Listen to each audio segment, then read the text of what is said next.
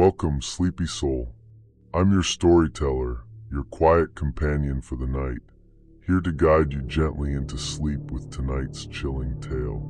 Before we begin, take a moment to subscribe and join our growing circle of night listeners, so you never miss another story whispered in the dark. But first, tell me, what city are you listening from, and what time is it there right now? I still remember my first night at the mansion like it was yesterday. It was the kind of place you'd see in old movies, grand, dark, and far away from the city lights.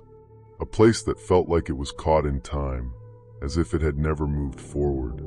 And for some reason, that's exactly what drew me in. I was 22 years old, newly arrived in the city, desperate to make a living after being turned away from every other job I'd applied to. I wasn't picky about work. If it paid, I'd take it. That's how I ended up here, in this desolate mansion, with only one other staff member, Mr. Gray, a butler who had been working there for decades. He told me there were no other maids anymore, and that I was the first one in a while to take up the position. It was strange, but I didn't question it. I needed the job. The mansion sat at the edge of town, surrounded by overgrown hedges and a long, winding road that felt as though it were leading me into the past. The house itself was large, massive really, and dark, with towering windows that reflected the moonlight like mirrors. It had this haunting beauty to it, but something about it made me feel small, invisible even. The first thing I noticed when I stepped inside was the silence. It was so thick you could feel it pressing down on your chest. No sound, no hum of the air conditioner, no creak of the old floorboards, no voices or even the faintest whisper of movement. Just stillness. A stillness that felt wrong. Mr. Gray didn't help much. He was polite, yes, but distant. He showed me around the house, explaining what I needed to do, but he was always so hurried, like he couldn't wait to leave. He didn't explain much about the house's history, but I could tell he was uncomfortable whenever I asked questions. As we walked through the dim hallways, I noticed that every room had these large, old portraits on the walls, staring down at me with their lifeless eyes. I couldn't help but feel like they were judging me, watching me. But Mr. Gray didn't seem to notice. He just kept walking. That night, when I lay down in the small room at the top of the west wing, I tried to convince myself that I was just being paranoid. This place had to be safe, right? The job was simple. The pay was good. Everything should be fine. But that night, as I lay in bed, I heard something. At first, I thought it was just the wind outside, rattling the windows. But then the whispers started. It wasn't the wind. The whispers were coming from inside the house. The sound was soft, like a murmur in the distance, but it was there, and it was getting louder. I tried to ignore it, thinking maybe I was just imagining things, but then I heard footsteps, slow, deliberate steps, coming down the hallway outside my room. I jumped out of bed, heart racing, and opened the door, but there was no one there. The hallway was empty. I told myself it was nothing, just nerves. Maybe someone had been walking by, maybe it was the old house settling. But deep down, I knew something was wrong. The next day, as I dusted the old portraits in the hallway, I noticed something odd. One of the portraits was crooked. It was of a woman, dressed in a maid's uniform. Her face was pale, her eyes sunken, and her lips were twisted into a faint smile that didn't quite reach her eyes. It was the kind of smile you only see in photographs of people who've long since passed. But there was something about her, something I couldn't quite place. When I asked Mr. Gray about it, he stiffened. That's Mrs. Williams. The head maid, he said quickly, his voice a little too sharp. She left some time ago. Her departure was sudden, but nothing to worry about. I didn't press him further.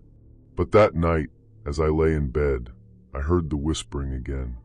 But this time, it wasn't in the distance. It was right outside my door. I got up and crept out of the room, my footsteps muffled by the thick carpets. I couldn't shake the feeling that someone or something was watching me. As I passed the hallway, I noticed the door to the maid's quarters was slightly ajar. A sliver of light escaped through the crack, and I could hear faint scratching noises from inside. My heart skipped a beat. Should I check? No. I tried to convince myself it was just my imagination, but something tugged at me. I had to know. I pushed the door open slowly. The room was empty, except for a large, full-length mirror that stood against the far wall. It was covered in dust, and the glass was so filthy that I could barely make out my own reflection. But as I stepped closer, something strange happened. The air grew cold. The hairs on the back of my neck stood on end.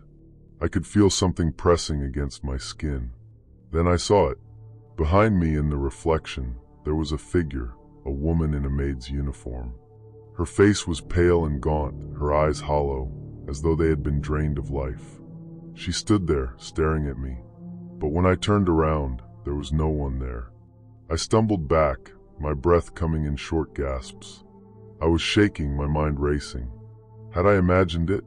Was it the exhaustion from my first few days? Or was there something in the house? Something I didn't understand? I ran back to my room, slamming the door behind me. But that night, the whispers came again, louder this time. And this time, I could hear words, soft, broken words that sounded like pleading. It wasn't long before I began to notice the other strange things happening in the house. I'd hear faint footsteps behind me, but when I turned, there was never anyone there. Objects would go missing. Small things at first, like a handkerchief, a comb, a cup, but then bigger things. The curtains in the master bedroom would be open when I knew I had closed them. And every night, the whispers grew louder, until it felt like the house was speaking to me. But the worst thing happened on the fourth night. I was cleaning the grand staircase, polishing the banister when I felt it. The air around me shifted, like something had moved in the room. My stomach churned, and I turned around to see the woman from the portrait standing at the bottom of the stairs. She was watching me. Her lips were parted in that same unsettling smile, and she slowly raised a hand, pointing directly at me. I couldn't move. My feet felt like they were glued to the floor. I wanted to scream, but my throat felt tight, suffocated. The only sound in the room was the whispering, now deafening in my ears, as if the house itself were coming alive. I backed away, and the woman stepped forward. Her movements were slow, deliberate, like she was savoring the moment. But then, just as quickly as she had appeared, she vanished, dissolving into the air like smoke. I ran to Mr. Gray's office, my heart racing. When I told him what had happened, he didn't react the way I expected. There was no concern, no surprise, just a look of resignation. "You've seen her, haven't you?" he said softly, his voice almost a whisper. "The others did too. They all saw her, and they never left." I felt a cold shiver crawl down my spine. "What do you mean? Who is she?" Mr. Gray's eyes darkened. "She's the house's keeper. She was once a maid like you, but she never left. None of them did. They're all still here, trapped in the walls, in the mirrors." That's when I realized the truth. The house didn't just take the maids. It kept them, trapped in some twisted, eternal cycle, forever bound to the mansion. The more I worked, the more I felt myself slipping away. It wasn't just exhaustion. It was the house, feeding on me, draining me, pulling me in. Every night, I would see them, the other maids, their faces pale and lifeless, their eyes wide with fear. They would reach out to me, pleading for help. But there was nothing I could do. One night, I woke up to find my reflection in the mirror wasn't mine at all. It was hers. The same pale, haunted face, the same twisted smile. She was inside me now, and I could feel her in my skin, crawling through my veins. I don't know how much longer I can stay. I can feel myself slipping away. The house is taking me, and I just know that I'll never leave. Story 2. I wasn't expecting anything out of the ordinary. Honestly, who would? It was just a job cleaning an old mansion, and I was just a maid. The kind of work you do when you need money, but aren't picky about what it is. This place had been abandoned for decades, a crumbling relic of a time long past. The owner had passed away years ago, leaving behind only memories and dust. And I was just there to clean it up, make it presentable for the family that would eventually sell it. No one had lived here in years, not since the last maid disappeared. But it's funny how quickly ordinary can turn into something you'll never forget. My name's Emily, and I was 22 when I took the job. I lived in a small town, just a regular girl with a few friends and a simple life. I wasn't the type to get involved in anything strange, but life, it had a funny way of throwing curveballs when you least expected it. I remember the first time I walked into that mansion. The smell of mildew hit me immediately, mixed with the faint scent of old wood and dust. It was a heavy, oppressive smell that seemed to hang in the air, making it feel like the house was holding its breath. I stood in the foyer for a moment, looking up at the grand staircase that spiraled upwards, the banister covered in grime. There was a thick layer of dust on every surface. The mansion was like a giant, decaying memory. I shrugged off the unease I felt and grabbed my cleaning supplies. It was just another job, right? The kind of thing you do when you need to pay the bills. I started with the downstairs, scrubbing the marble floors and dusting the furniture. Nothing out of the ordinary at first. Just a slow, monotonous rhythm of cleaning. But it didn't take long before something caught my eye. There, on the far side of the room, was an old mirror, its frame intricately carved with patterns I couldn't quite make out. At first, I didn't pay it much attention, but then something strange happened. As I passed by it, I saw something that made my blood run cold. In the reflection, there were eyes staring back at me. I froze. At first, I thought it was just the dust or the angle of the light. But no, those eyes, they were lifelike, too lifelike. A cold shiver ran down my spine. They looked like glass, like they could break with the slightest touch. And they weren't just looking at me, they were watching me. I told myself it was nothing. Maybe it was just the tiredness, the isolation. But as I continued cleaning, I couldn't shake the feeling that something wasn't right. The mansion felt alive, like it was watching me too. I spent the next few days in the house, scrubbing, dusting, and trying to ignore the feeling that the place was slowly closing in around me. But the eyes, those glass eyes, kept appearing in the reflection. At first, it was just that they seemed to follow me like they were observing my every move. But then it started to change. The more I looked into those eyes, the more I saw. And at first, it was subtle. The eyes, they looked a little older, like they had seen more years than I had. And then, as the days went by, I started to notice something else. The reflection wasn't just showing me as I was now. It showed me as I could be. Older, yes, but also twisted. The older version of myself in the mirror wasn't just a reflection. It was distorted, broken. Every time I passed the mirror, I would see a version of myself, twisted and warped like a ghost of what could be. I told myself it was nothing. Maybe it was just my imagination, but the more I saw, the more I realized. It was as though the mirror was showing me a future that I didn't want to face. One morning, as I was cleaning the upstairs hallway, I caught a glimpse of my reflection in the glass. But this time, it wasn't just my face. No, this time, the reflection seemed to show me moving in ways I didn't. I was standing perfectly still, but in the reflection, I saw my twisted self reaching out for something. It wasn't just the eyes anymore. It was the whole thing. The whole version of me, aged and broken, like something was trying to crawl out of the mirror and into the real world. My heart pounded in my chest. I couldn't breathe. The silence in the mansion was suffocating. The air felt thick, like it was pressing down on me. I had to get out, but my feet wouldn't move. It was like the reflection held me captive, forcing me to look, forcing me to see the future I dreaded. Emily, the voice. It wasn't a whisper, but it wasn't a sound you would expect to hear in a house this empty. It was a voice I'd never heard before, a voice I couldn't place. I spun around, heart racing, but there was no one there. Just the empty, oppressive silence of the mansion. I walked away from the mirror, but the feeling followed me. The eyes were still there, still watching. I could feel them even when I wasn't near the glass. I couldn't escape them. It was as though they were inside me, pulling me towards something I didn't understand. I stayed in the mansion for another week, cleaning as best as I could, but the mirror, those eyes, wouldn't let me go. Every time I passed, I could feel the reflection pulling at me, showing me more and more of what I didn't want to see.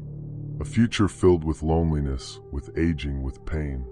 A version of myself that was twisted and broken, like I had been ruined by time. I remember the last time I looked into that mirror. I was cleaning the last room of the house when I saw it. The reflection was different. No longer was it a distant future. No longer was it just a glimpse of me growing old. This time, I saw it all, the hollowed eyes, the cracked skin, the twisted version of myself that was reaching out, begging to break free. The glass cracked, a small, sharp sound that cut through the silence. My heart raced in my chest, and I felt a cold sweat break out over my skin.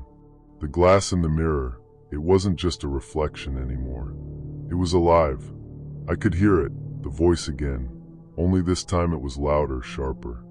"You can't escape." I ran. I don't know how I made it out of that house, but I did. I never went back, and I never told anyone what happened. The mansion, the eyes, the mirror, it all became something I buried deep in my mind, a part of me that I refused to acknowledge. But sometimes in the dead of night, I see it again. The reflection, the glass eyes, and I know deep down that it wasn't just a glimpse of a future. It was a warning. If you ever find yourself cleaning an old house or standing before a mirror in the dark, just remember this. Sometimes the reflections you see aren't just of who you are. Sometimes they show you who you're becoming. And sometimes they show you something far worse than you could ever imagine. I'm telling you this because I can't forget it. And maybe you shouldn't ignore it either. Because what happened to me, it could happen to you. Story 3. I never thought that I'd end up in a situation like this. Not me. I'd always prided myself on being someone who kept their head down, who just got things done without fuss. But it all changed the day I found the secret room. Let me introduce myself. My name's Emma, and I was 23 when I started working at the estate. I had no idea how much my life would change in that big old house. It wasn't the kind of place I ever thought I'd end up. I had grown up in a small town, one of those places where everyone knew everyone. My parents, both teachers, had always instilled in me a sense of calm, routine, and safety. Life was predictable, maybe a little boring, but in that small-town way, it felt comfortable. When I moved to the city for work, I thought I'd be able to escape that. I wanted adventure, to live in a big house and work in a fancy estate. But nothing could have prepared me for what I found. It was a crisp autumn morning when I first stepped foot into the mansion. The place was massive, surrounded by acres of lush, overgrown gardens. I remember thinking how perfectly it fit into the image I had of the grand estates I'd read about in books. High ceilings, velvet drapes, antique furniture. Everything was so formal. I started working for the Harringtons, an older couple. They were nice enough, but clearly too busy to keep up with everything. The mansion was beautiful, but it had an air of neglect that no amount of polish could fix. The whole house seemed to have its own rhythm, a pulse that felt off, like the walls were breathing in some quiet way. I didn't notice the oddities right away. The creaks of the floorboards, the way the wind howled through the empty halls at night, it all felt like part of the house's charm. But there was one room that always stood out to me. It was on the second floor, at the end of a long hallway, and I was told it was strictly off limits. The door was always locked, and the couple never spoke about it. But there was something about it, something that called to me whenever I passed by. One evening, after the Harringtons had gone out for the night, I was alone in the house, cleaning up. The house was quiet, almost too quiet. I couldn't shake the feeling that I wasn't alone. I'd been sweeping the hallway when I heard it, something shifting, like a piece of furniture moving behind the locked door. My heart raced. I told myself it was just the house settling, but I couldn't ignore the chill that crept up my spine. The sound came again. This time it was louder, like someone was pushing against the door. My curiosity got the better of me. I'd heard stories about hidden rooms in old estates, secret compartments, places that were kept hidden for reasons no one spoke of. I decided to take a closer look. I found an old key in the janitor's closet, one that looked like it hadn't been used in years. The lock clicked open with surprising ease, and the door creaked as it swung inward. What I saw inside was nothing like I expected. The room was small but packed with old things. Dust-covered furniture, old paintings, and a strange collection of photographs. There were also odd objects, antique mirrors, small trinkets, and objects that seemed out of place. It was like the kind of room you'd expect to find in a haunted house, full of relics from forgotten times. But the strangest part was the photographs. They were old black and white pictures, some of them fading at the edges. What caught my attention was the face in every single one. It was a woman. Her face was hauntingly familiar, but I couldn't place where I'd seen her before. The photos were arranged in a circle around the room, as if they were all staring at the same spot. As I started to clean the room, I heard it again. The door slammed shut behind me, and I jumped, heart pounding in my chest. I tried to open the door, but it wouldn't budge. The room was locked. Panic began to rise, but I forced myself to breathe. I couldn't be trapped in here. I was alone in the house, and the last thing I needed was to give in to fear. The air around me grew colder, and the silence was almost deafening. But then I heard it, a faint whisper, like the rustling of fabric. I spun around, but there was no one. The room felt alive, as if something or someone was watching me. My instincts told me to leave, but I couldn't bring myself to do it. I focused on the photographs again, trying to distract myself. That's when I saw it. The woman's face was changing. The more I stared at the photo, the more her expression shifted. She looked older now, and her eyes, they seemed to follow me. I felt an icy hand grip my heart. The door finally creaked open, and I rushed out, my breath coming in short gasps. I barely made it back to the safety of the hallway before I heard it, a loud bang from behind me. I turned around, but the door was shut, locked again, just as it had been. The next day, I told Mr. Harrington about what had happened. His face went pale, and he immediately told me to stay away from that room. He insisted that the room had always been locked and cursed, that no one should ever go in there. I could see the fear in his eyes, and that made my heart race. What had I gotten myself into? But even with his warning, I couldn't forget about the room. The curiosity gnawed at me. There was something so unsettling about it, something I couldn't ignore. So I returned, just once more, to understand what was happening. When I stepped inside again, the room felt different. The air was thick, suffocating almost. The photographs were now all turned to face me, their eyes following my every move. But this time I noticed something new. One photograph was missing. I searched the room frantically, but it was gone. That's when I saw it. The woman from the photographs, the one whose face haunted me, appeared in the corner of the room. She was no longer just a picture. Her eyes were alive, her gaze piercing. I froze, unable to move. I couldn't explain it. It felt like time had stopped. The shadows in the room seemed to stretch, pulling me in, as if the very walls were closing in on me. And that's when I heard her voice. It was soft at first, but it grew louder. "You shouldn't have come back." I wanted to scream, but no sound escaped my lips. The room began to spin, and I stumbled back, my legs weak. In a desperate panic, I ran for the door, my hands trembling as I fumbled with the handle. The door wouldn't open. It was as if the house itself was holding me prisoner. I don't remember how long I stood there, trapped in that room, until the door finally gave way, and I stumbled out into the hallway. I never went back to that room after that. I couldn't. But the strange occurrences didn't stop. The house felt different after that night. I began to hear whispers in the walls, doors slamming on their own, and the sound of footsteps when no one was around. The worst part was the feeling of being watched. The photographs still haunted me, and in the stillness of the house, I could swear I heard the woman's voice calling my name. I don't know what happened in that room. I don't know who or what was there, but I do know that I'll never forget it. The Harringtons eventually moved out, and the house was sold to new owners. But I never told anyone the full story. Sometimes, I wonder if the room is still there, waiting for the next person to find it. And I can't help but think that maybe, just maybe, that woman's spirit is still trapped inside, waiting for someone to make the same mistake I did. So if you ever find yourself in a place like that, an old, quiet house with a history you don't understand, remember my story. And whatever you do, don't look too closely at the photographs. Some things are better left forgotten. Sometimes the scariest part isn't what happens.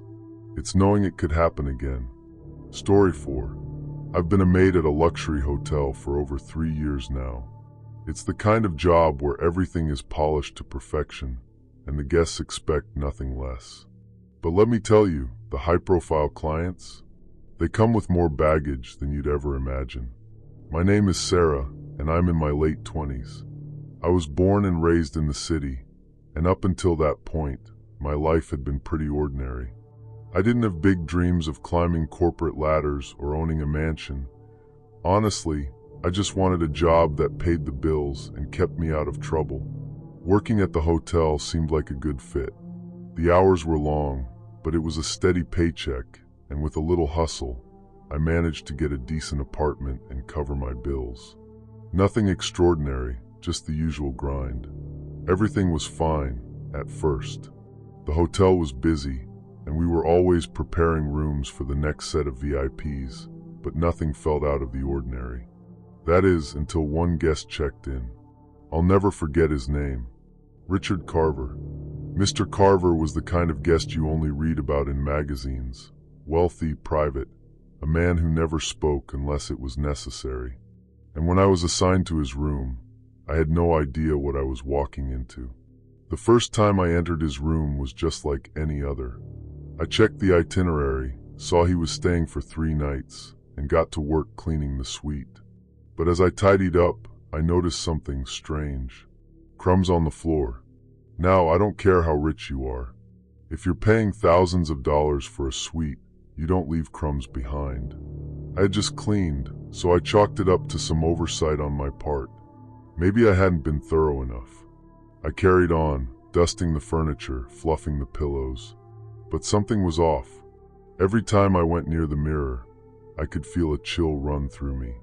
It was subtle at first, but it kept happening. I tried to ignore it, but the feeling didn't go away. Later that day, when I returned to check on the room, I saw it again. Clothes.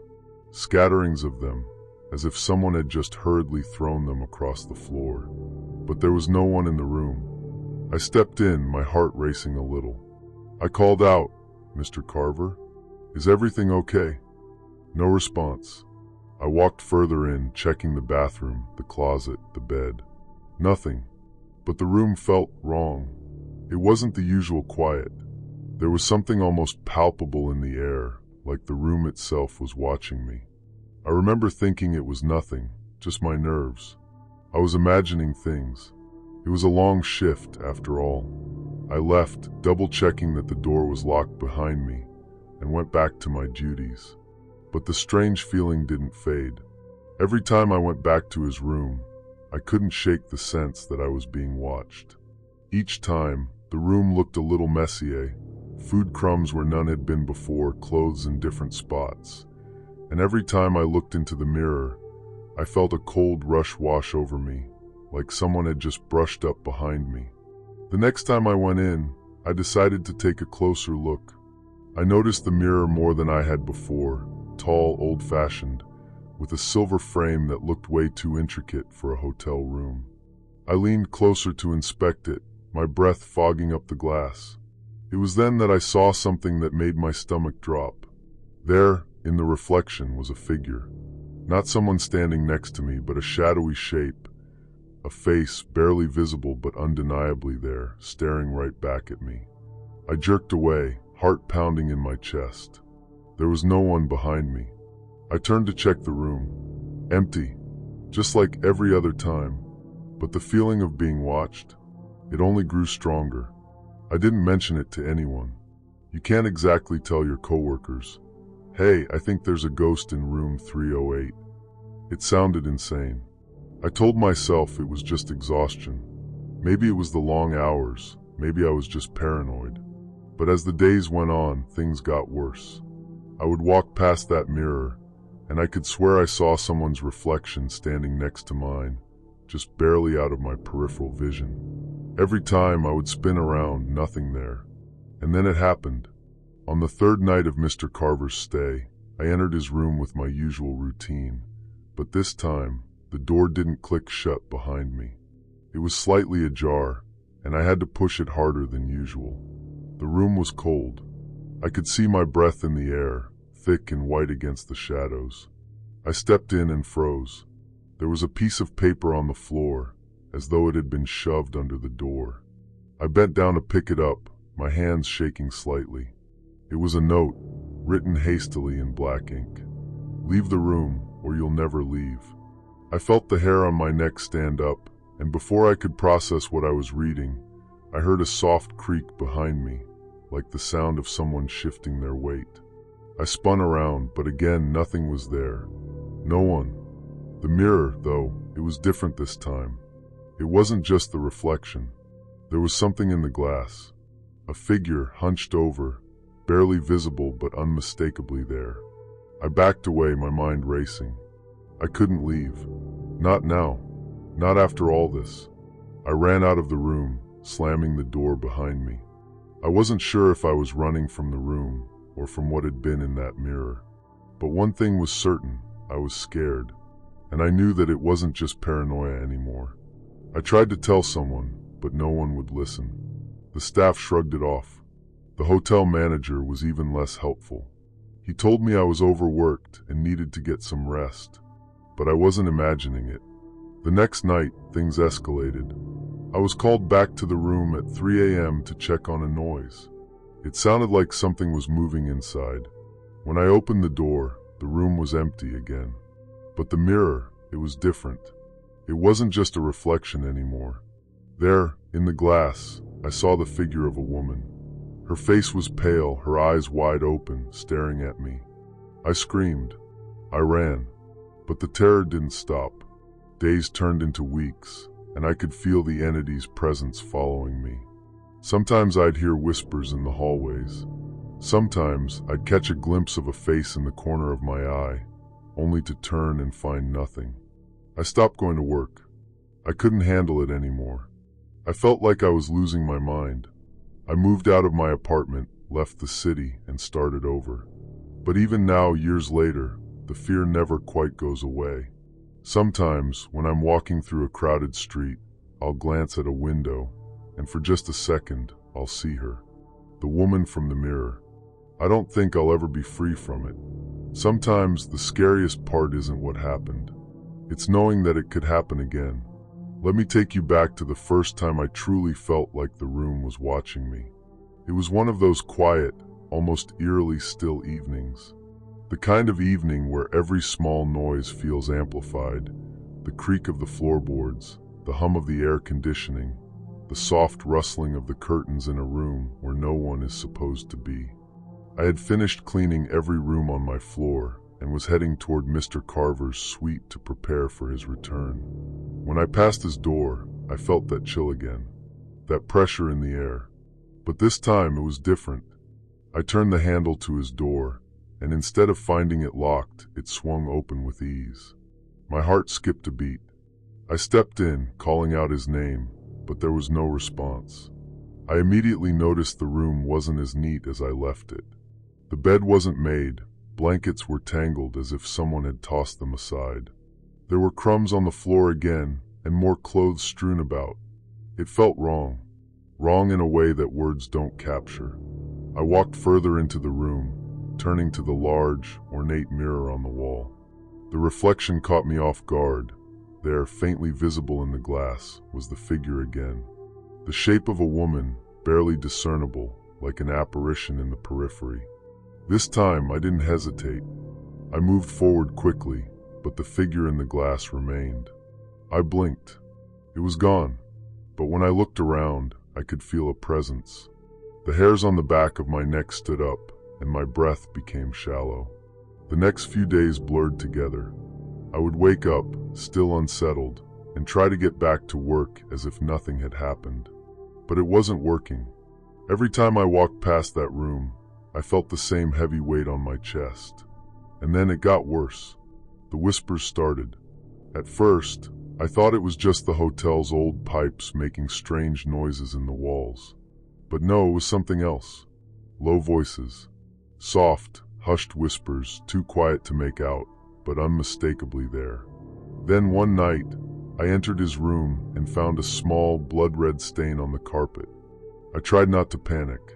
Maybe it was just from something he ate, but I couldn't shake the feeling that something was horribly wrong. And no matter how many times I told myself it was nothing, I knew deep down I was in danger. I had to get out, but that wasn't the end. Somewhere, hidden in that mirror, there was something waiting for me. And I couldn't stop it. No matter where I went, it followed. Story 5. I remember the first time I walked into the estate. I thought it would be just another job, cleaning, organizing, the usual routine. But something about this place felt different from the moment I stepped inside. It was beautiful, of course. A mansion, really. The kind of house you only see in movies, tucked away in a quiet part of the town. There was a grand staircase in the entryway, towering ceilings, chandeliers hanging above, and polished wood floors that stretched endlessly. Each room I entered felt like stepping into a different world. The kind of world I'd never imagined myself in. It seemed like a dream job at first. I had worked as a maid before, but never in a place like this. The pay was incredible, and the house was so vast, I was sure it would be a peaceful, easy job. Mrs. Lancaster, the woman who hired me, was an older lady. She looked fragile but sharp in a way that I found intriguing. There was a weight to her, as if she had lived 100 lives, though I never dared to ask her about her past. I was too focused on the work and too eager to get started. At first, everything was fine. Routine. Mundane. I'd clean, organize, tidy up, and then leave. I'd come back the next day and do it all over again. I told myself that if I stuck to my work and didn't dig too deep, this job would be perfect. But I soon realized that there was more to this house than met the eye. It started on my third day. I was cleaning the guest room on the second floor when I noticed something odd. A symbol.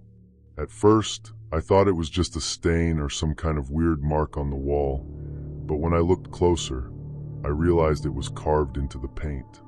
It was small, barely noticeable, hidden behind a portrait. I ran my fingers over it, feeling the sharpness of the edges. It felt deliberate, like someone had etched it there with purpose. The symbol was jagged, unnatural, almost like a knot tied in a string, only different. I couldn't put my finger on it. I brushed it off, though, and told myself it was just a strange mark, nothing to worry about. But that night, when I went back to my room, I heard it. A noise. At first, I thought it was the wind, but as the noise grew louder, I realized it wasn't the wind at all. It was coming from upstairs, the attic to be specific. A slow, rhythmic scratching sound, like nails scraping against wood. I froze, standing in the middle of my room, listening. My heart was pounding in my chest. I tried to rationalize it. Maybe it was just an animal. Maybe a rat. But I couldn't shake the feeling that something, or someone, was up there. The next day, I tried to ignore it. I went about my duties, but I couldn't get the sound out of my head. And then, while I was dusting the upstairs hallway, I saw it again. Another symbol. This time it was on the floor beneath a rug. It was faint, but when I moved the rug, it became clear. Same jagged shape, same unnatural feeling. I told myself it was nothing. I mean, it had to be nothing, right? But then the pieces started to add up. Each day, another symbol appeared. on the walls, underneath the furniture, even carved into the backs of mirrors. And each time I found one, I couldn't stop myself from looking at it longer, studying it, trying to understand what it meant. It wasn't just the symbols that started to scare me, though. It was everything else. I began to feel like I was being watched. Every time I turned a corner, every time I walked down a hall, it felt like someone was right behind me, just out of sight. At night, the sound from the attic would return. That scratching noise. Only this time it was louder, more frantic, as if whatever was up there was trying to break free. I didn't know what to do. I couldn't talk to Mrs. Lancaster about it. She was always so distant, so reserved. But then, on the fifth night, something happened that I couldn't ignore. I was cleaning the attic. Mrs. Lancaster had asked me to organize the old boxes up there, but she had warned me to stay away from the farthest corner. "It's just some old junk," she had said. "You don't need to go near it." I didn't question her. I didn't want to. But as I was moving things around, I saw something that made my blood run cold. There, tucked between two old chairs, was a torn piece of fabric.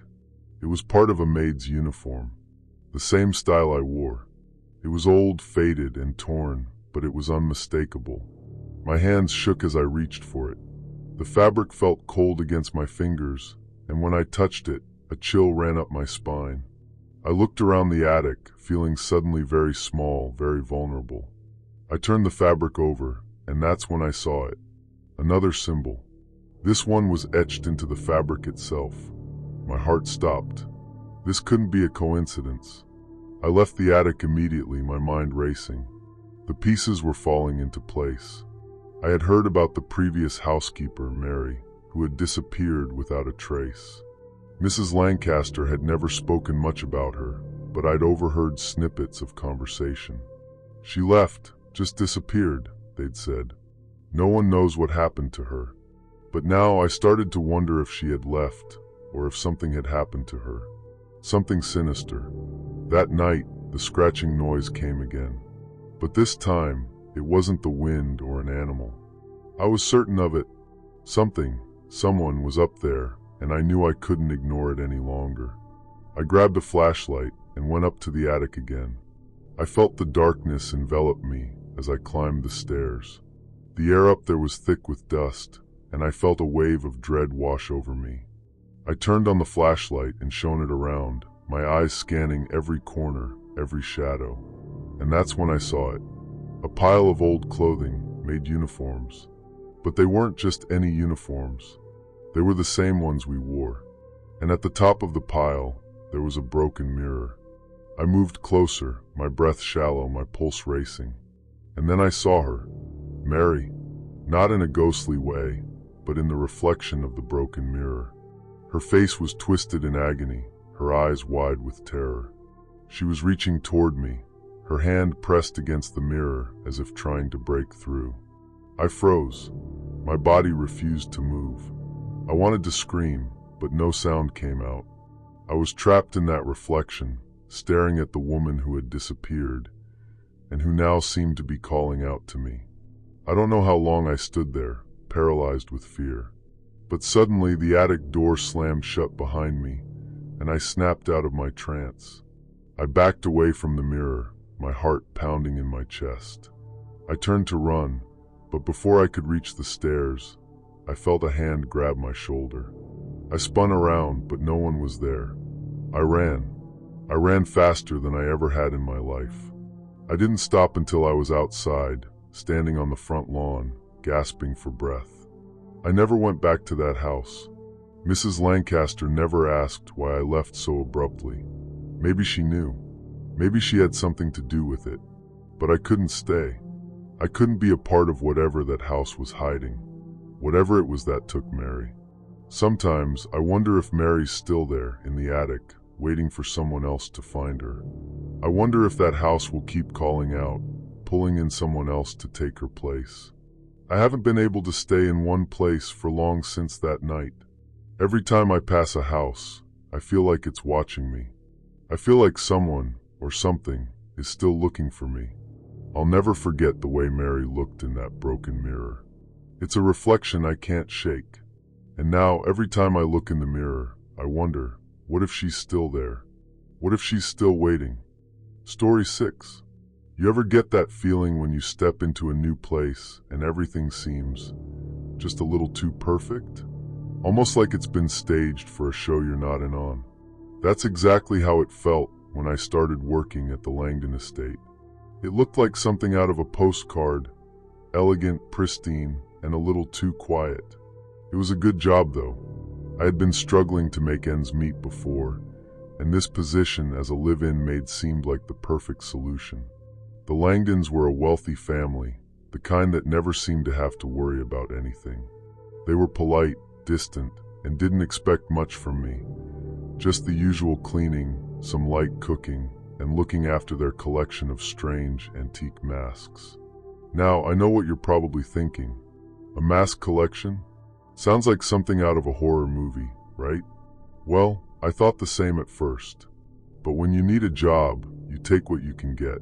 It was the kind of house that felt lived in, but only just. Every room smelled faintly of polish, and the floors were so spotless, you could probably eat off them. But despite the cleanliness, there was something off about the place. It wasn't the house itself. It was the masks. They were displayed in a glass case near the staircase. There must have been a dozen of them, each more grotesque than the last, some with exaggerated features, others with unsettling expressions frozen in time. But the one that stood out the most, the one I was told to avoid, was a large, hideous mask with sharp teeth and hollow eyes. It was always placed in the center of the case, as if it were the star of the collection. Mrs. Langdon, the lady of the house, told me in no uncertain terms, "That mask is the master's favorite. It's also said to bring bad luck. Stay away from it." I remember laughing it off, thinking she was just being superstitious. I didn't believe in things like bad luck. I just wanted to keep my head down and do my work. But then came the night I had to clean the display case. I'll never forget it. It was late, maybe around 10 p.m. I had finished all my chores for the day, but as I passed by the staircase, I noticed that the case was dusty, so much dust on it that I could hardly see the masks through the glass. I knew Mrs. Langdon wouldn't like that, so I decided to clean it. At first, I just wiped the glass, taking care to avoid touching the masks. But the longer I stood there, the more I noticed something strange. It was like something was watching me. I paused, looking over my shoulder. Nothing. Just the empty hallway stretching behind me. I focused back on the case, but then I heard it, barely a whisper at first, like the wind. "Lillian." I froze. I had heard my name. I looked around again, but the hallway was still empty. I shook it off, telling myself it was just my imagination. I had been working too much, and it was getting late. I finished cleaning the case, then stepped back to admire the masks. But as I did, my eyes lingered on that one mask, the hideous one with the sharp teeth. Something about it seemed alive. And that's when I heard it again. "Lillian." The whisper was clearer this time, and it seemed to come from the mask itself. I stepped back, feeling an uneasy chill crawl up my spine. "What the hell?" I muttered to myself. I glanced toward the door to see if anyone was coming. The house felt eerily silent. No footsteps, no sound at all. Just me and that damn mask. Before I could stop myself, I reached out and touched the mask. As soon as my fingers made contact, I felt a jolt run through me like electricity. My heart started pounding. I snatched my hand back, but the damage was already done. The mask seemed to smile at me. I know it sounds crazy, but that's exactly what it felt like. I stumbled back, my breath coming in short gasps, but before I could leave, I heard it again. "Lillian, wear it." I couldn't move. My body felt frozen, as if something was holding me in place. Before I could stop myself, I grabbed the mask.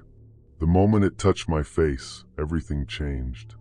The world around me warped, twisted, like I had fallen through a hole into another place. The lights flickered, and the floor seemed to shift beneath my feet. I blinked, and suddenly, I wasn't in the mansion anymore. I was in a dark, twisted version of it. The walls were crumbling, the windows broken, and the air was thick with dust and decay. The once pristine house now felt like a haunted ruin. And then I saw them. The maids. The previous ones who had worked in the house. They were all around me, their faces twisted in anger. Their eyes empty, like they were being controlled by something. They moved toward me, as if they knew what I had done. I tried to run, but the moment I turned, I was back in the same room, standing in front of the glass display case. The mask was still in my hands. I ripped it off and threw it across the room, but it didn't matter. The world around me continued to shift. It was as if the mask was pulling me deeper into some alternate reality, one where the maids, those who had worn the mask before me, were now my enemies. I couldn't escape. Each time I wore the mask to clean, I was dragged back into that warped world, where I was hunted by those who had come before me. The more I wore it, the more I lost myself. It felt like the mask was taking me over, changing me into something else. But the worst part? I could hear their whispers now. The maids from the twisted version of the mansion calling me by name. They were angry. They were hungry. And they wanted me to join them in their twisted fate.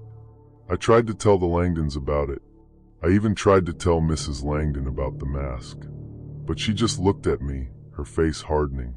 "That's what happens to those who defy the mask," she said, her voice cold. "The mask chooses its victims." It didn't take long before I became one of them. One of the maids who had worn the mask, trapped in the house for eternity, forced to haunt the place with the others. And so, I stand here telling you this, because you need to know. If you ever find yourself in a place like the Langdon estate, where everything seems perfect, but something feels off, listen to that feeling. Don't let curiosity guide you. And for the love of God, don't touch the mask. Because once you do, it's over. You'll be trapped forever. Story 7. I never thought much of mirrors. They're just glass, right? A simple reflection of whatever's in front of them. But I learned the hard way that sometimes what you see isn't what you get. I'm Sarah, a maid. I was 23 when I started working for the Johnsons at their estate. The family was well off, known for their money, their high society events, and their impeccable taste in decor. The mansion itself was enough to make anyone feel like a mere speck in a grand, glittering world. It was an ordinary Monday morning when I first laid eyes on the mirror in the foyer. It was massive, the kind you only see in old movies. The frame was gold, ornate, with intricate carvings that caught the light just right. It was stunning, but what struck me the most wasn't the mirror's beauty, but the way it seemed to dominate the room. Like it had been placed there to show off something, to control the space, to make you feel small. I wasn't a fan of mirrors to begin with, and that one, well, it unsettled me. Still, I was there to work, so I pushed the discomfort aside.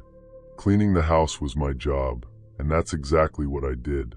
I dusted, polished, and swept, all while trying to ignore the feeling that I was being watched, though there was no one around. It started small at first. One day, I was wiping down the hallway when I noticed something strange in the mirror. My reflection didn't match my movements. I was scrubbing the walls, but my reflection was standing still, staring right at me. I froze, the cloth hanging loosely in my hand. I thought I was just tired, maybe imagining things, but there it was, my reflection, still, unnervingly still. I shook my head. "You're just tired, Sarah." "It's nothing," I muttered to myself. But that wasn't the last time. A few days later, while cleaning the upstairs library, I caught a glimpse of my reflection in the mirror again. This time, I wasn't just standing still. I was moving, or at least my reflection was. But it wasn't moving the way I was. I was polishing the shelf, and there I was in the reflection, staring out the window. I spun around, but the room was empty. My heart raced, and I brushed it off as my imagination once again playing tricks on me. It was just a mirror, right? A piece of glass. I needed to stop thinking like this. But then the days grew stranger. I started to see things in the reflection that weren't happening in reality. One night, while I was sitting in the kitchen, my reflection appeared in the mirror again.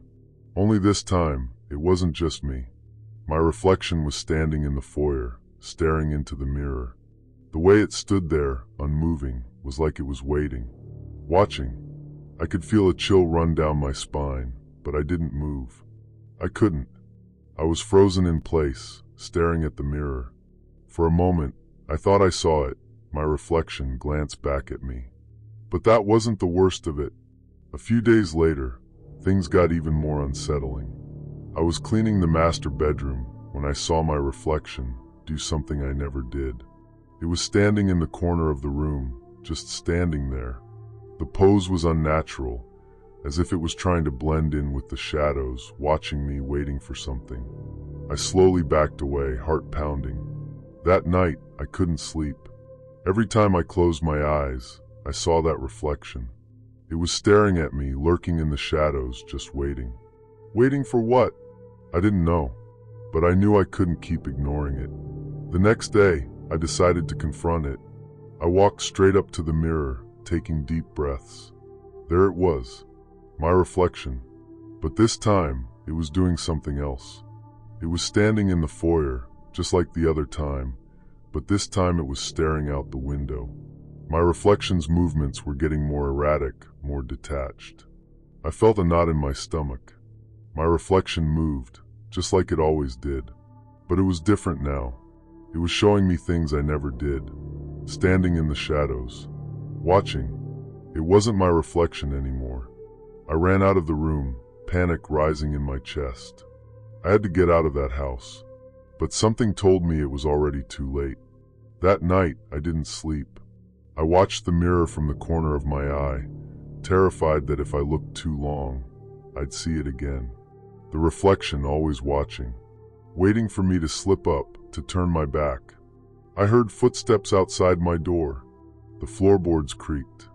My heart was in my throat. The footsteps grew louder, closer. Then they stopped, and I heard something I hadn't heard before, a whisper. "Sarah," it said, so faint I almost didn't catch it. I didn't move. I couldn't. I felt my hands shake uncontrollably. The whisper grew louder, more insistent. "Sarah." I turned slowly, and there it was, my reflection, standing at the foot of my bed. But it wasn't just standing. It was smiling, a smile I had never seen before. It reached out a hand, and that's when I knew. It was trying to take me, to take my place. I don't remember much after that. I remember running through the halls, down the stairs, out into the cold night air. But even now, when I close my eyes, I see it. My reflection staring at me from the mirror in the foyer. I don't know if it's still there, waiting.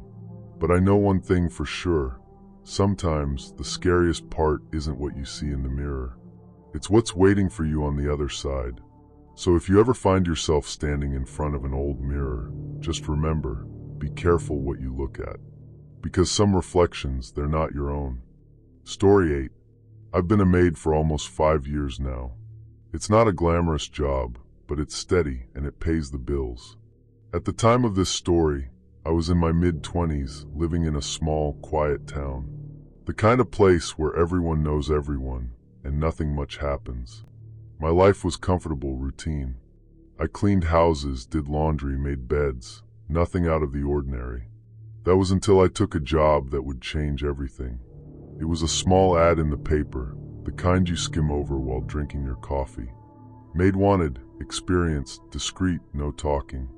Large estate on the outskirts. Generous pay. It seemed a little strange, but the pay was too good to pass up. Plus, I'd heard rumors about this family, their wealth, the mansion tucked away in the woods. I was curious, to say the least. When I arrived for the interview, the house was nothing like I had expected. It was massive, hidden behind towering trees and thick gates. You couldn't see the mansion until you were almost on top of it. The place had a sort of grandeur that felt almost out of place in the modern world.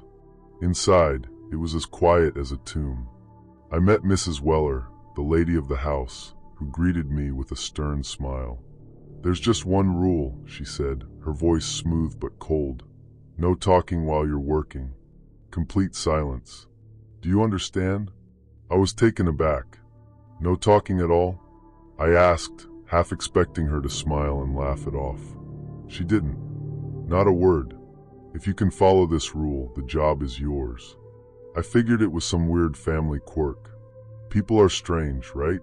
And the pay, it was far more than I could make anywhere else. So I agreed. That first day on the job was unsettling.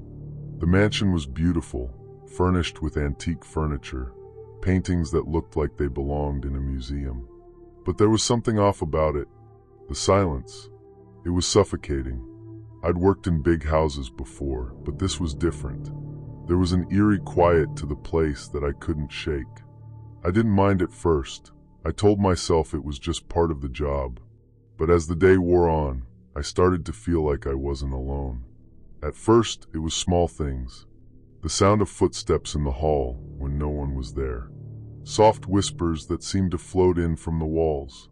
Every time I stopped to listen, they'd fade away. But I could never ignore them for long.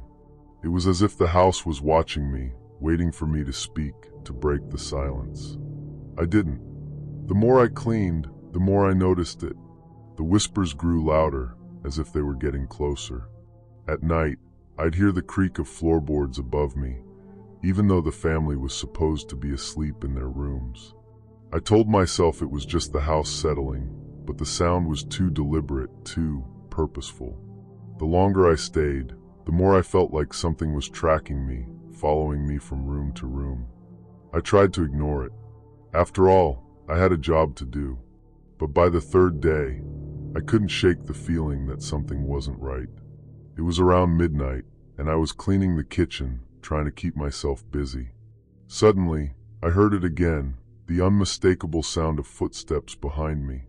I froze, but I didn't turn around. You know that feeling when you know someone is standing behind you, even though you can't see them? That's exactly how I felt. The hair on my neck stood up, and I felt a cold shiver run down my spine. "Hello," I whispered just under my breath, but the voice never came back. Not from anyone. Instead, the whispering grew louder, closer. I backed away from the sink, my heart hammering in my chest. And then I saw it. A figure in the hallway, standing just out of sight. It was tall, shadowed, and still. But when I blinked, it was gone. I told myself it was my imagination, but the feeling lingered. After that, it only got worse. The whispers were constant, and the footsteps never stopped. Every time I cleaned a room, I'd hear them behind me, growing louder, closer. And the silence. It was a pressure, a weight pressing down on me, crushing me. I tried to tell myself that I was just overreacting, that I was imagining things. But the truth was that I couldn't stop thinking about the rule. No talking. If I stayed silent, I told myself I'd be safe. At least, I hoped I would. By the end of the week, I realized I wasn't just hearing things. The house was alive with noise. And no matter how hard I tried, I couldn't shake the feeling that something was wrong. But the more I obeyed the silence, the worse things got. The family was always out. Mrs. Weller never seemed to be around, and her husband, Mr. Weller, would disappear for days at a time. I'd only see them for brief moments, passing in the hall, barely acknowledging my presence. I was alone in that huge house, trapped in a silence that felt like a curse. And then came the real turning point. One night, I had to clean the grand staircase, the one with the heavy, ornate banister that seemed to go on forever. As I worked, I heard the footsteps again, but this time, they weren't just in the hall. They were right behind me on the stairs. I froze, my heart in my throat. I couldn't bring myself to turn around. I felt it, the breath on my neck, the whisper just a hair away from my ear. I couldn't hear the words, but I could feel the pressure. The weight of whatever it was pressing down on me, just waiting for me to break. I bit my lip and stayed silent. I didn't dare say a word. I was terrified, but I couldn't break the rule. And that was when the door slammed shut behind me. I spun around, my pulse racing. The room was empty, but I wasn't alone. I could feel it, the presence in the room with me. It was closer now, too close. My heart was pounding in my chest, and I was struggling to breathe. I couldn't stay here. But every step I took, the whispers followed. Every breath I took, the silence grew thicker. The next few days blurred together. I tried to leave. I tried to escape, but every time I reached the door, the world around me would warp, twist. I could feel something pulling me back, forcing me to stay. I realized I couldn't leave. I was trapped in the mansion, bound by the silence that had overtaken me. The more I followed the rule, the more I sank deeper into the house's twisted grip. I don't know how long it's been since that night. It could be days. It could be weeks. Time has no meaning here. But I know this, the silence is no longer a rule. It's a prison. And the shadows, the whispers, they're waiting for me to break. And I'm not sure how much longer I can keep it together. Maybe I'll never leave. Or maybe one day you'll hear my story and you'll understand why the silence was the only thing that kept me safe. But I'll warn you, sometimes silence isn't as safe as it seems. Sometimes silence is what keeps the darkness from swallowing you whole. And sometimes it's the only thing standing between you and whatever is lurking in the shadows. So, when you hear the whispers behind you, when you feel that cold breath on your neck, remember what I've told you. The silence? It's not protection. It's a trap. Story 9. I've always had a knack for keeping things clean. Not that it's anything extraordinary. I guess I just took pride in making things look nice. When I was younger, I'd clean my house to escape the mess in my mind, but it didn't take long for that habit to turn into a job. It was simple at first, just a few hours here and there for some neighbors or friends. Nothing too serious. But when I moved to the city, things changed. I found myself cleaning houses full-time for people who seemed to be more interested in appearances than anything else. That's how I ended up in the house of Mrs. Ashford, a reclusive woman who had a reputation for being somewhat eccentric. The house was gorgeous, huge, Victorian, with towering columns and windows that seemed to have their own stories to tell. But as impressive as it was, there was something about it that felt off. The air was thick with dust, and despite the size, the rooms felt suffocating. Mrs. Ashford lived alone, except for a few servants who came and went, but they weren't around much. She insisted on keeping to herself, and I guess I understood that, to some extent, being alone didn't bother me either. It was a quiet life. At least, that's what I thought at first. My job was simple enough, just cleaning the house. She'd tell me where to start, and I'd go about my business. But there was one particular thing she always insisted on. I had to clean a painting of a family portrait every single day. The painting hung in the hallway near the stairs, right next to an old, creaky mirror. It was a portrait of Mrs. Ashford's great-great-grandparents. They looked like they'd been painted long before Mrs. Ashford was born, their faces stern and serious, dressed in clothes I couldn't imagine wearing myself. At first, I thought it was just an odd request. After all, people have their quirks. I didn't think much of it when she mentioned it, but as I dusted the frame and cleaned the surface of the canvas, something about it felt wrong. The eyes. They seemed to follow me. I remember the first time I noticed it clearly. I was dusting the lower part of the frame, and as I moved, the eyes of the man in the painting seemed to shift, just a little, as if they were tracking my movements. It was subtle, so subtle that I thought I might be imagining it. Maybe I'd just been staring too hard. But then it happened again. I wiped the top part of the frame, and this time I saw it. His eyes moved. I shook my head. I must have been tired. That's all it could be, right? But the next day, when I went to clean the portrait again, I saw the same thing. His eyes followed me. At first, it was just the man in the portrait. His gaze would shift slightly, just enough to make me uncomfortable, but I told myself it was nothing. Maybe I was cleaning too quickly, maybe the light was playing tricks on me. But then it started happening with the woman in the painting too. Her eyes. They followed me the same way. And it wasn't just subtle anymore. Now, when I stood in front of the painting, it felt like they were staring at me, really staring. Watching.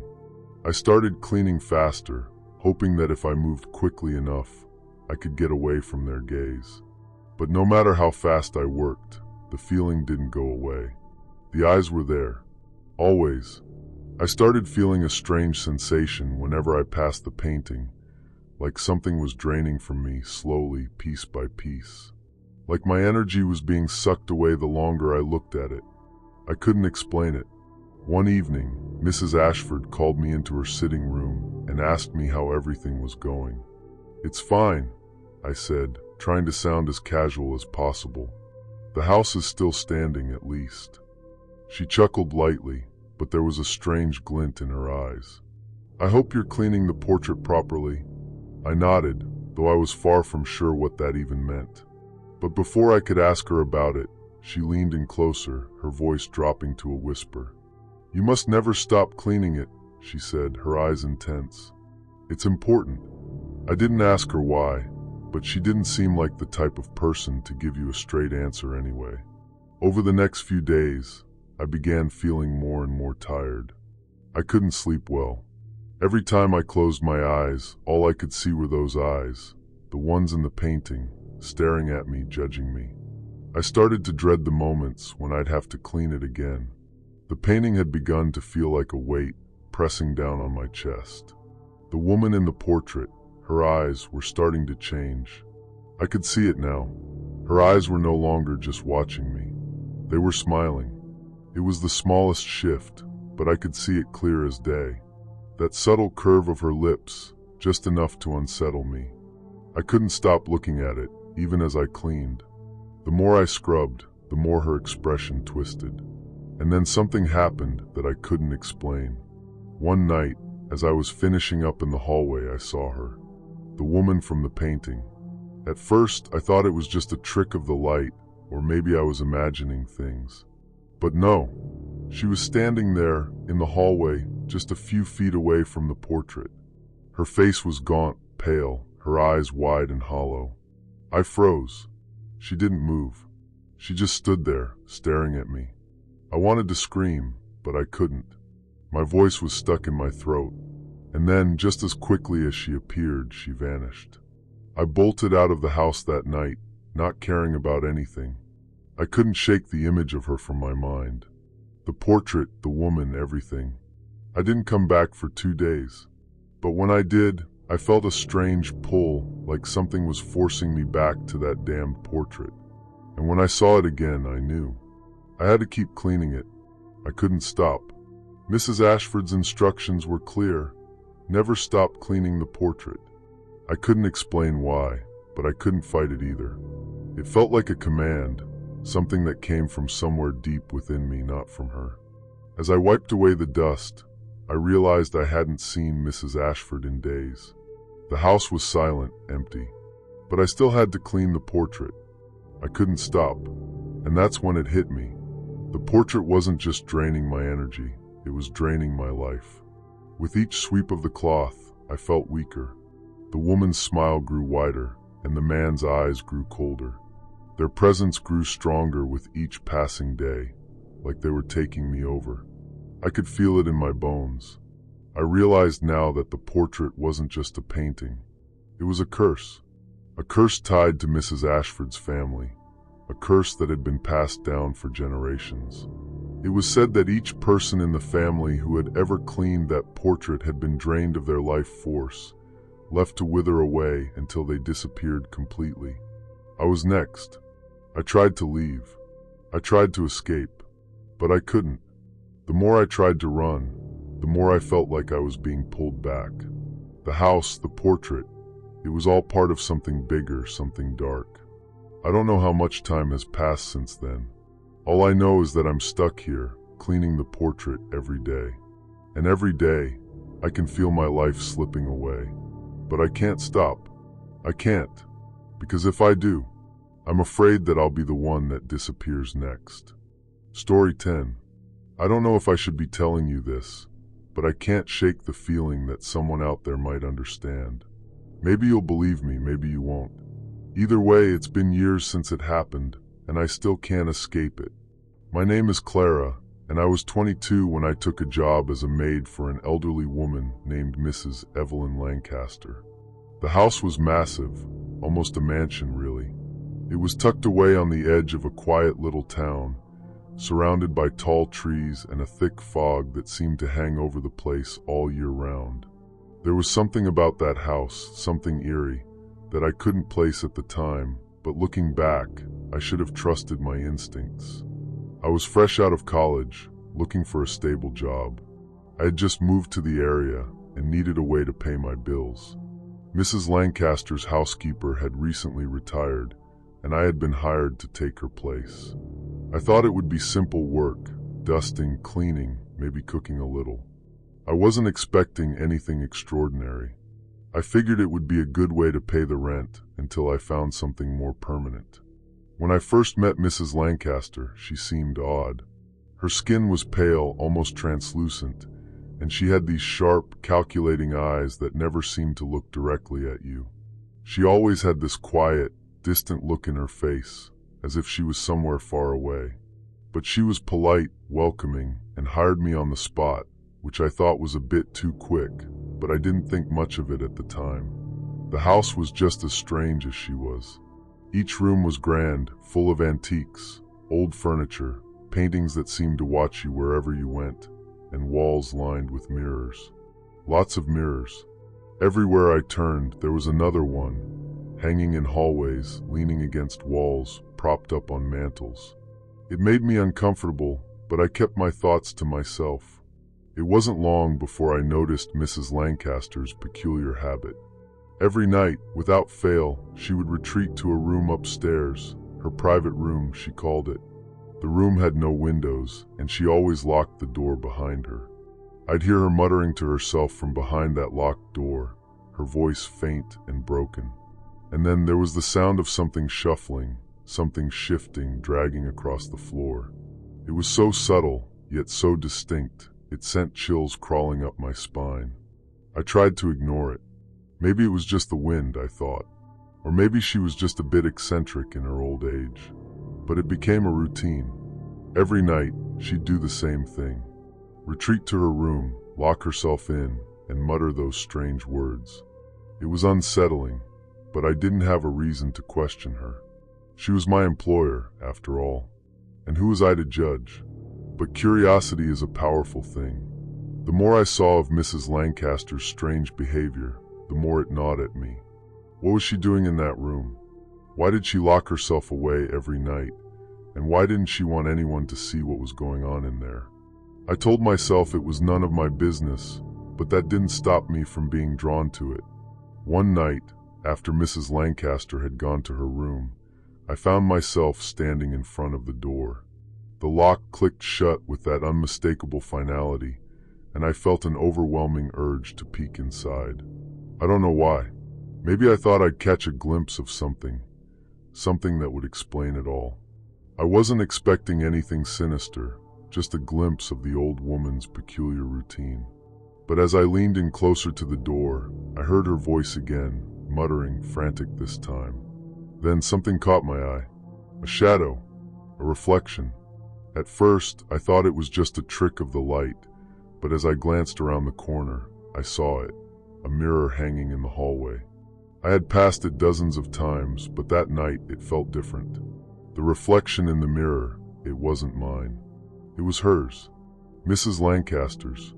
But what struck me was how wrong it was. She was standing perfectly still, her back to me, her face turned toward the mirror. And yet, in the reflection, her eyes were wide open, staring back at me. It was like she was watching me, waiting for me to do something. My heart skipped a beat. I thought I was imagining things. But then, as I stood there frozen, I saw something even worse. In the reflection, her lips began to curl into a slow, deliberate smile. A grin that was too wide, too unnerving. It wasn't a normal smile. It was twisted, malicious. And worse, her reflection winked at me. A silent acknowledgement that I shouldn't be there, that I was being watched. I jumped back, my breath coming in short, frantic gasps.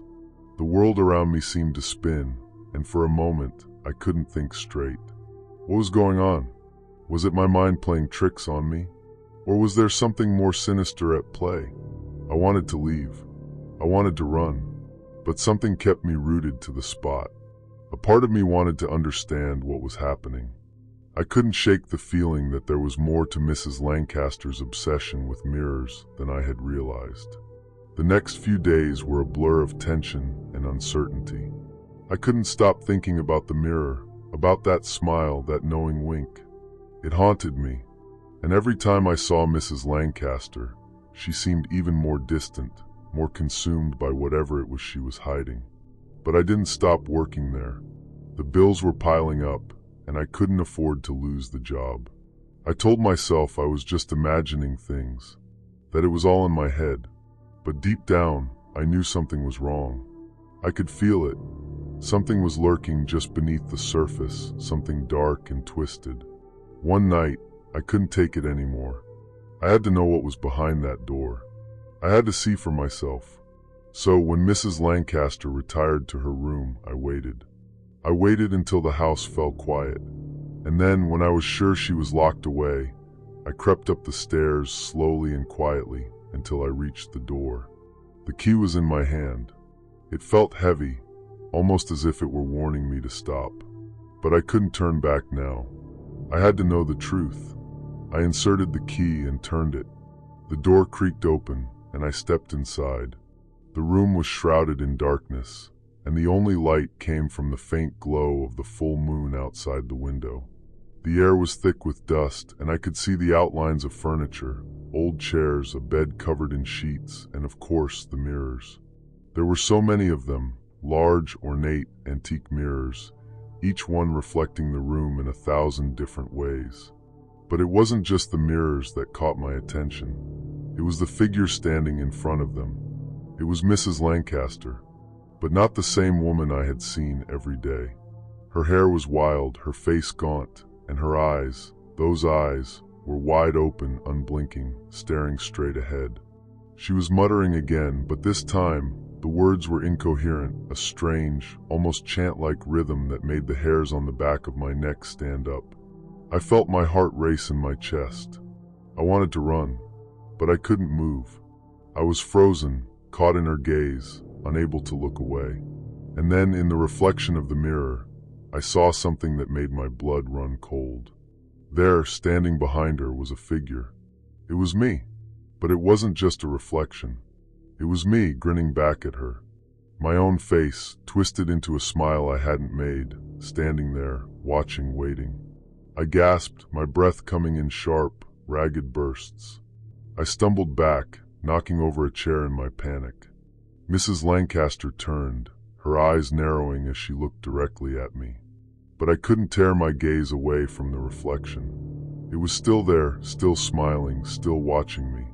Her lips curled into that same, twisted grin. And then, as if waking from a trance, I snapped out of it. I ran faster than I ever thought I could. I didn't stop until I was back downstairs, breathing heavily, my heart pounding in my chest. I left that night. I couldn't stay any longer. I packed my things, and I never looked back. But the thing is, I can't forget what I saw. And sometimes I wonder if the reflection was me or something else. Something that had been waiting for me, hidden behind the glass. I haven't gone near a mirror since, and I never will again. So if you ever find yourself in a house full of mirrors, remember this. Sometimes the eyes watching you aren't your own. If you made it this far, don't forget to like, subscribe, and hit that bell for more stories that might just keep you up at night.